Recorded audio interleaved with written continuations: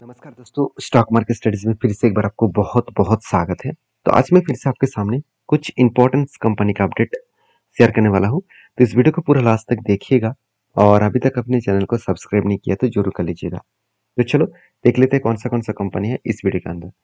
First जो company है जिसके बारे में बात करूँ उसका नाम है अशोक लेलैंड। तो अशोक लेलैंड के बारे में बात करूँ तो बेसिकली इस ऑटो इंडस्ट्रीज में और हेवी व्हीकल इंडस्ट्रीज में अशोक लेलैंड इंडिया के सेकेंड लार्जेस्ट कंपनी है। देखिए, अगर बस मैन्युफैक्चरिंग के बारे में बात किया जाए तो सबसे ज़्यादा इलेक्ट्रिक बस मैन्युफैक्चरिंग अभी ओलेक्ट्रा गिंटेक कर रहा है और उसी हिसाब से अभी अशोक लेलैंड भी पीछे नहीं है। वो भी लगातार इलेक्ट्रिक बसेस का मैन्युफैक्चरिंग बढ़ाते चले जा रहे हैं।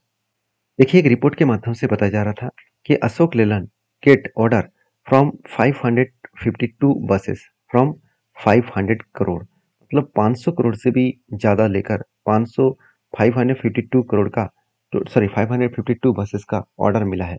वो भी कहाँ से मिला है? तमिलनाडु से। तो बेसिकली कंपनी को इस तरीके से लगातार बसेस का ऑर्डर मिलते चले जा रहा है, क्योंकि बस मैन्युफैक्चरिंग में अशोक लेलैंड भी कोई पीछे रहने वाला नहीं है, क्योंकि पहले से ही जो पेट्रोल में चलने वाला, सॉरी डीजल में चलने वाला जो बसेस है उसका परसेंटेज देखा जाए तो अशोक लेलैंड के पास बहुत ज़्यादा है। उसी बेसिस में अशोक लेलैंड ईवीज के ऊपर भी बहुत तेजी से काम करना स्टार्ट कर चुके हैं। तो इस सारे पॉइंट्स में इसीलिए आपके साथ शेयर कर रहा हूँ, क्योंकि जो लोगों को लग रहा है कि अशोक लेलैंड में जो ग्रोथ हो रहा है वो क्या सही में सस्टेन कर पाएंगे, क्योंकि आप खुद ही देख सकते हैं कंपनी का स्टेबिलिटी ऑब्वियसली बन चुका है, क्योंकि पहले 8,000 5,000 करोड़ के आसपास सेल्स हुआ था, अभी वो 13,500 करोड़ तक पहुंच चुके हैं। एक्सपेंस को भी कंपनी कंट्रोल में रखा, उस बेसिस में कंपनी का नेट प्रॉफिट वो भी देखिए 377 से लेकर 934 करोड़ के आसपास कंपनी का नेट प्रॉफिट देखने को मिला। तो नेट प्रॉफिटेबिलिटी जो है वो 800 करोड़ से 930 करोड़ तक देखने को मिला है। तो बेस्ट तरीके से कंपनी का नेट प्रॉफिट देखने को मिला और इसी नेट प्रॉफिट के बेसिस में कंपनी के ऊपर एक अच्छा खासा जर्नी और जंप देखने को मिलेगा। तो बाकी एज ए इन्वेस्टर, प्रोमोटर से लेकर एफएसडीएस पब्लिक, हर किसी के पास आपको इन्वेस्टमेंट देखने को मिल जाएगा। तो बेसिकली इस कंपनी के ऊपर दो चीज़ मुझे बेस्ट लगा। पहली बात कंपनी का बैलेंस शीट, जहाँ पे कंपनी का जो रिजर्व है वो बढ़ता हुआ देखने को मिले। उसी तरीके से अगर कर्जे के बारे में बात करूँ तो कर्जे भी बहुत ज़्यादा बढ़ चुके हैं। यहाँ पे क्वेश्चन ये है कि अगर बताया जाए कि जो कर्जा लिया उसको अगर मिटाने के लिए बोला जाए कि आप कंपनी मिटा सकते हैं। देखिए, ओवरऑल कंपनी के रिजर्व है 8,700 करोड़ और कंपनी का फिक्स्ड एसेट है 8,400 करोड़। तो कुल मिलाकर कितना बना? करीबन करीबन 17,000 करोड़ के आसपास। तो 17,000 करोड़ और कंपनी कर्जा कितना लिया? 40,800 करोड़। तो अभी देखिए कंपनी का जो आदर्श इनकम है वो कितना है? टोटली 56,000 करोड़। तो मतलब इस पैसे से आदर्श इनकम में जो है वो क्या है? आप देख सकते हैं कंपनी को हाथ में कैश कितना है? 7,000 करोड़ और उसके साथ साथ शॉर्ट टर्म कंपनी लोन भी लिया, आदर्श एसेट भी है 30,000 करोड़। तो ये सारे पैसा देकर कंपनी इजीली कर्जे को मिटा सकते हैं। तो कहने का मतलब है कि जो जो बात हमेशा हम लोगों को चिंता में फैलाता है कि कंपनीज क्या आगे बढ़ सकते हैं, क्या आगे स्टेबल हो सकते हैं, उसके लिए बता दो कंपनी बेस्ट तरीके से यहाँ पे सिचुएशन बनाया और बेस्ट तरीके से यहाँ पे ग्रोथ करने वाले हैं।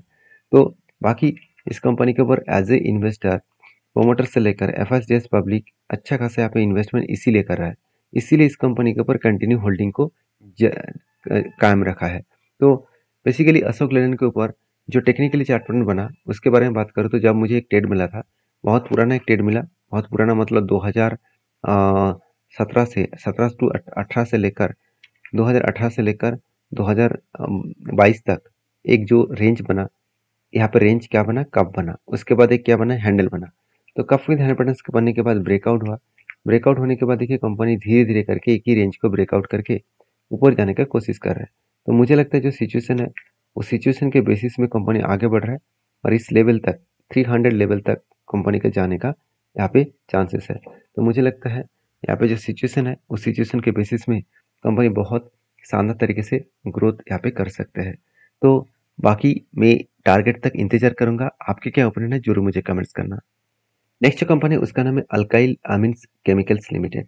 तो alkyl amines chemicals limited basically एक छोटा सा देखा जाए तो एक small cap type chemical company है और अल्काइल अमीन्स जो है वो एक ऐसे कंपनी है जिसका डिमांड बहुत ज़्यादा रहने वाले हैं। अभी बहुत ज़्यादा रहने क्यों वाले हैं कि एक चीज़ मैं आपको बता दूं, जितने सारे बैटरीज मैन्युफैक्चरिंग किया जाता है, जितने सारे लिथियम आयंस बैटरीज मैन्युफैक्चरिंग किया जाता है, तो उसके अंदर जो लिक्विड रहते हैं, जो केमिकल्स रहते हैं, वो अल्काइल अमीन्स ही बनाते हैं। तो इसके लिए एक गुड पॉइंट यही है कि कंपनी के एक आ, अच्छा खासा बिजनेस ग्रोथ यहाँ पे अपकमिंग टाइम्स में देखने को मिलेगा, क्योंकि जो प्रोडक्ट के सबसे ज़्यादा डिमांड आने वाला है, जो डिमांड ऑलमोस्ट शुरू हो चुके हैं, वो है आप देख सकते हैं। एक बार मैं चलो आपको दिखाई देता हूँ और भी आपको क्लियर हो। आप देख सकते हैं यहाँ पे 40% मार्केट शेयर किसके ऊपर है, DMAHCL के ऊपर। तो यहाँ पे प्रोडक्शन कैपेसिटी कितना है मार्केट शेयर के हिसाब से 40%। तो मुझे लगता है यहाँ पे बेस्ट तरीके से सारी चीज़ों को देखने को मिला, जिसके चलते कंपनी में ग्रोथ और आगे बढ़ने का जो पोटेंशियल है वो कई हद तक बढ़ सकते हैं। तो मुझे लगता है जो सिचुएशन बना है उस सिचुएशन के बेसिस में कंपनी के ऊपर एक अच्छा खासा जर्नी यहाँ पे देखने को मिलेगा। तो DMAHCL के जो प्रोडक्ट है इसके ऊपर 40% मार्केट शेयर है, जिसके चलते कंपनी अच्छा खासा ग्रोथ कर रहा है। तो कंपनी के जो जो एनुअली इनकम है, अगर क्वार्टरली इनकम है, वो अगर देखूँ तो देखिए कंपनी कंटिन्यूसली सेल्स को हर क्वार्टर्स में बढ़ाते चले गए थे, और फाइनली इस क्वार्टर में कंपनी का सेल्स कम हो गया। क्यों? क्योंकि लास्ट कुछ 2 ईयर्स के अंदर अंदर केमिकल सेक्टर का जो डिमांड है मार्केट में वो कई हद तक कम हो चुके हैं। तो डिमांड कम होने के कारण कंपनी के ऊपर प्रेशराइज बनता हुआ देखने को मिले। जब डिमांड फिर से बढ़ेगा और सप्लाई तो पहले से ही है, तो उसका सप्लाई और भी बढ़ाने के लिए कंपनी खुद क्या कर रहे हैं आप खुद ही देख सकते हैं। चलो मैं एक बार आपको वो भी दिखा देता हूँ। अगर कंपनी के कैपेक्स के बारे में बात करूँ तो फाइनली कैपेक्स कितना है वो यहाँ पे आप देख सकते हैं। कैपेक्स के बारे में चर्चा करूँ तो टोटल ओवरऑल इस बार भी कंपनी कैपेक्स को इंक्रीज किया। जो पिछले साल बहुत ज़्यादा था, करीबन 300 करोड़, वो थोड़ा इस बार कैपेक्स घट के 122 करोड़ के आसपास हुआ। मतलब कंपनी बिजनेस के ऊपर अच्छा खासा निवेश भी किया है। तो यहाँ पे इस कंपनी के ऊपर आपको फोकस रखना चाहिए, क्योंकि कंपनी का अगर बैलेंस शीट देखो तो ओवरऑल कंपनी का जो CWIP है इसके ऊपर कंपनी पिछले साल में 350 करोड़ का इन्वेस्टमेंट किया था, और इस बार कितना किया है 36 करोड़।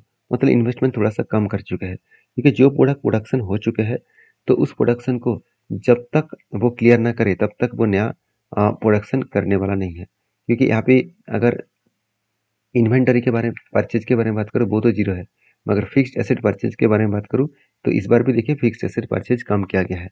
तो कंपनी खुद को मैनेजमेंट जो है वो खुद को कंट्रोल किया है, और उस हिसाब से कंपनी आगे बढ़ रहा है।